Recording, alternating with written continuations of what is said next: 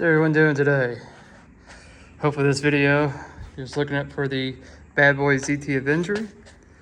So here's a 54-inch model. Had it for not a month yet. Let's see, 2.4 hours. I'm gonna do kind of my thoughts so far on it. I did have the Toro, what was it? Toro time cutter. I had two of those I bought this year. One was a 54 and one was a 60-inch. And man, I had problems after problems with those. I think the first one I mowed twice. The seat had done fell off. The throttle cable where it was next to the exhaust, it melted so you couldn't use the throttle. Then here at the very end, the belt popped off.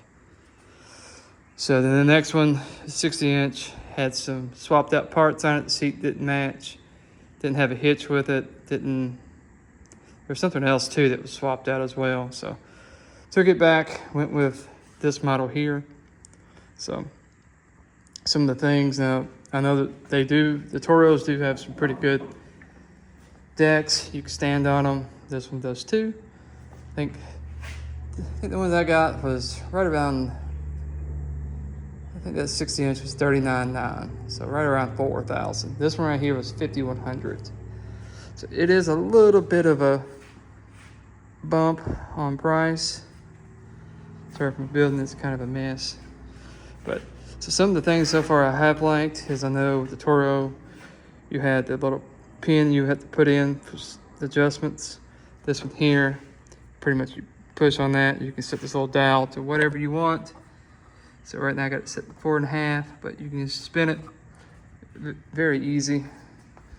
I do like that these come with the hour meter. I know some of the Toros, that's something separate you had to buy. But then also, I kind of got used to it with the brakes were the actual handles. Once you put the handles out like that, the brake would set. This is more of the traditional style where you actually have a brake. Pretty tight brake too. But where I have to set the brake, I kind of like that. I just feel that's just a little bit better. You got a little bit more control over that brake. Engine wise, so this is a Kohler. The other two I have, the 54 was a Briggs & Stratton. And that one there, of course you can tell this one's kind of close too, but it's just made better. But that throttle cable was next to the Briggs on the Toro. Was right beside the exhaust, and all this melted. It was just pretty much like that springy wire looking type deal. It was just a horrible design. And after getting on YouTube and also some of the forums, Facebook groups, a lot of people was having similar issues with those. So the second one I got was the Kawasaki engine. It was a lot better design. This is my, is it my first Kohler? Let's see. Here's the yard tractor. Let's see, yeah, that's a 22. I had really great success with this engine here. This is just a Craftsman mower. But deck finally gave out a few years back, so I just use this for my little trailer hauling around. Something I did notice with these though, with the Toros, and they did include, with that first one I did, it did include a hitch. This one here, you got to buy it separate. So I feel like that was kind of like a micro transaction type deals, like the little stuff, which is kind of annoying because I do pull a little trailer quite a bit. Well, that there was kind of aggravating. The tires on this one is wider. It may not look like it, but these tires are a lot wider on here. But also it doesn't do too good on hillsides, even though that's what I live on, is hillsides. So up and down, going up the hills does perfect. And so did the Toro. I think this is a 7-gallon tank. I believe so. Yeah, I think the Toro is either a 4 or a 5-gallon tank. So much better. And also, you get a fuel gauge. You wouldn't think that would be important, but honestly, that's pretty nice. Chokes down here. Overall quality of design, I mean, the Toro seemed like it had a lot more parts to it. This one here just looks a lot more simpler. So just kind of lift up. You can get to all the, let's see, get this big finger out here. I mean, you can get pretty much to all the pulleys. Of course, if I lower it, it's even easier to get to. But it is a shiny orange, that's for sure. You can tell it's still new. But one complaint I do have on this mower, I'm not a very big guy, but of course I'm kind of thin. I'm what, 5'10", 5'11", 165 pounds. But see how close that is? I'm not a very big guy. So I do see, if you was a bigger guy, you ain't gonna like it because it's gonna hit. You can see how close it is to me. So that is one complaint I don't like. So I was like, well, I just adjust the seats. And I got messing with that. And honestly, I thought, well, maybe I could just put it here, but no, there's no threaded hose there. So that right there is all the way out. And maybe they have a different plan. Somehow you can do it another way. But I did loosen all these bolts, screwed it all the way back, and tighten it up. And I didn't get nothing out of that. So that is something, if you're a bigger guy, you may want to, when you get on the mower, you may want to pull them all the way back. Maybe a question you may ask. Because to me, I was fine. But the more I kind of think about it, I was like, man, if I was just a little bit bigger, that may be uncomfortable. So, getting on the inside of it, like I said, I have been mowing. It's done a great job so far. So, I do like, it does have a lot more breathable fittings that I noticed rather than the Toro. Because I don't even think it had them on. This one, I don't know if this one has it on the spindles or not. It may be. No, this one actually don't have them on this there either. You can tell I've already used those, but yeah, I don't think they do have those. Huh, Toro didn't either. So, I did have a grasshopper at one time, had it for years, and then it finally just went down, and parts you couldn't find. It was I think a 95, 96 grasshopper, so they quit making parts for them, so I had to get rid of it. So, but other than that, everything's pretty much simple. I mean, you can see everything. Now, I know with the Avenger, I think this is ready for 3 to 4 acres. And it has the bigger pumps versus the Magnum. And also, they're serviceable. I mean, you can change the fluid.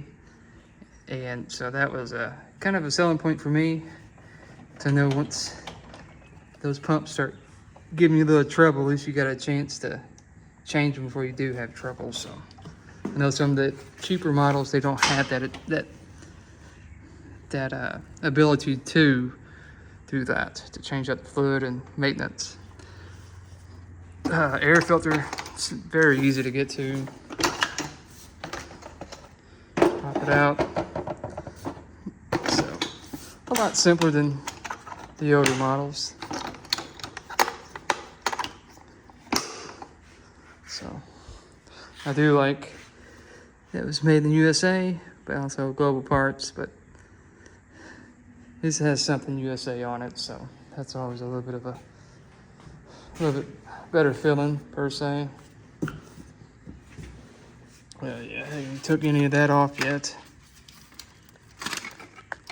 So, but so far it's been a good running mower. I like it.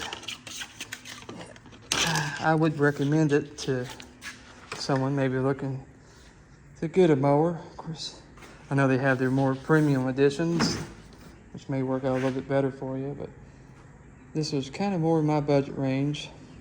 I do like how they already got the know-how of making the belt diagram. Usually I always take a picture of that stuff just so I can have it. Other than that, let's see. It has good power. I think the Kawasaki, I think it's like 24 horsepower in this model. And the Kohler is 26 horsepower, and the Kohler is actually like $300 cheaper, and you get more horsepower. The Kawasaki, I think it's $300 more, and you get 2 less horsepower. So dealer said either or, they're both good engines. I'm guessing Kawasaki must be really doing something great with their engines for them to be charging more. It does have the ability to drain the oil. I kind of don't like how that's sitting like that. If I ever grab the log or something like that, you never know. You get in those tight spots. I may have to find a place to kind of put that up somewhere. Let's see. Haven't really cleaned it under the deck yet. Of course, it's been super dry here. So I don't want to doubt too much grass is actually stuck underneath there. But yeah, so far I enjoyed. I know from what I've read, some people will, read and watched, is people will, I don't know if Bad Boy sells it, but there's a tip you can put on the exhaust. They bring it down, bring it out and down sideways. It kind of helps with the noise.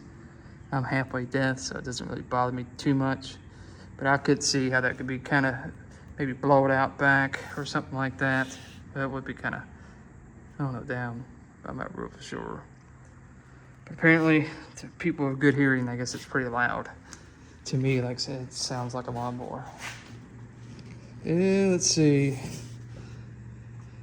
Other than that, let's see. Like I said, a lot of grease fittings.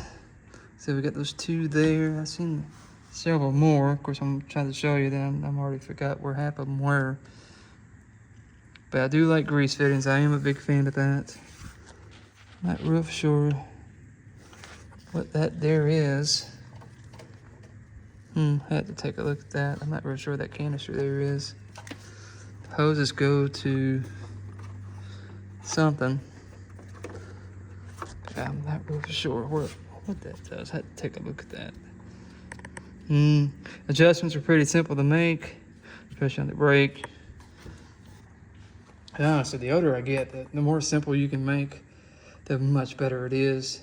You can actually just look down and see there is a problem. It's a little bit easier to find, especially these bright colors where it's not so dark inside of there. So it tows really well. My truck, it is, I think it's, I have to look at the manual. It is a pretty heavy mower. It does make my truck lift up the back end a little bit when I pull up on the trailer. Like I said, this is the 54 inch. I think the 60 inch ain't much more. I think we're talking like $300 or $400 more. Honestly, I like the 54. It's plenty big. When you get in those 60 inches, you may wind up having issues getting in and out. Well, but I forgot. So this flap here, it's pretty much like a hard rubber, well, not a hard, like a soft rubber. And it's kind of nice. It ain't that real like hard plastic type. This is like a rubber bound. So pretty nice. You can just hold it up, it stays up. Don't mind any of that. I was just mowing a little bit of a wet place, which is the only wet place I have in my yard. But so that is kind of nice. You can kind of lift that up. I know they make chutes for these where they close that off. Be super handy if you're just going to be mowing beside some cars or something like that. So attachments wise, I mean, they make so many of these attachments. And lucky for me, just not too far up the road, the dealer I bought this from lives, not lives, but owns the building here. So if I do have problems with it, I can just take it to them. So I know Lowe's, when taking their mowers back, it was a mess. But I did get my money back, and I'm sure those mowers are pretty good. I did not have great success with them. Maybe the person put them together may not have read all the instructions on there. So I did have a lot of problems with that first one. But other than that, the little guards, kind of simple made, but honestly, it's pretty nice. It's I think those are halves, maybe a 7/16. But yeah, everything's simple. Like I said, another grease fitting there. Yeah, of course, it did come full of oil, so I didn't have to put the oil in it. But I am pretty impressed with this mower so far. It is a good mowers. I said since I bought it, I really hadn't had a good, beautiful green lawn to actually mow. It's just been so dry. So I hadn't really, 2.5 hours, usually about an hour and a half in my yard. The other hour and a half just messing around. Just driving it up and down. the yard, getting used to it. Other than that, pretty much all it is to it, man. It's a good mower. So I only got 2.5 hours on it, but so far the bell hadn't broke and the seat hadn't fell off. So that's a step up from Toro. All right, if you do have any questions or something that I may have missed, please let me know.